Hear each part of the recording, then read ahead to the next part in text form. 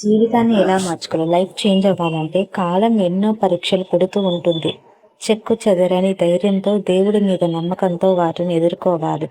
ఓర్పుని, సహనాన్ని పెంపొందించడానికి అలా చేస్తూ ఉండాలి. ఎందుకంటే ఏంటంటే మన శక్తి సామర్థ్యాలు ఏంటో దైవానికి తెలియనివి కావు. మనలో ఓర్పుని, సహనాన్ని పెంపొందించుకోవడానికి అలా చేస్తూ ఉంటాడు. ఈ పరీక్షల పేరుతో మనకు ఎన్నో కొత్త విషయాలు ఆ తెలియచేస్తూ ఉంటాడు ఆ పైవాడు, ఆ స్వామి.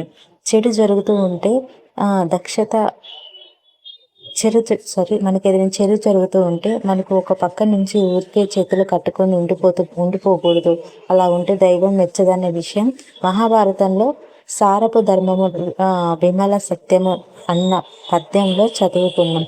కేవలం ఒక ప్రేక్షకుడిగా చూస్తూ ఉంటే అది మనకే చేటు. కాబట్టి మనం ఎలాంటి సిచ్యువేషన్స్లో ఉన్నా మనకి చెడు జరగని, మంచి జరగని, కానీ చెడు మంచి రెండు అనేది సమానంగా చూడాలి. రాగద్వేషాలు కూడా సమానంగానే ఉంటాయి. ఇతరులను ద్వేషించడం వల్ల, పగ పెంచుకోవడం వల్ల నీకు వచ్చేది ఏమీ లేదు.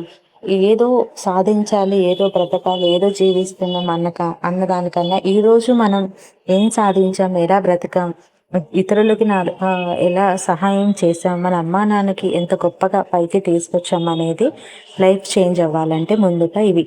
లైఫ్ చేంజ్ అవ్వాలన్నా, లైఫ్లో మనం గ్రోత్ అవ్వాలన్నా, ఎదగాలంటే కొన్ని కొన్ని ప్రిన్సిపల్స్ అండ్ అండ్ సూత్రాలు అవి చాలా ఉంటాయి. వాటిని మనం తెలుసుకోవాలి.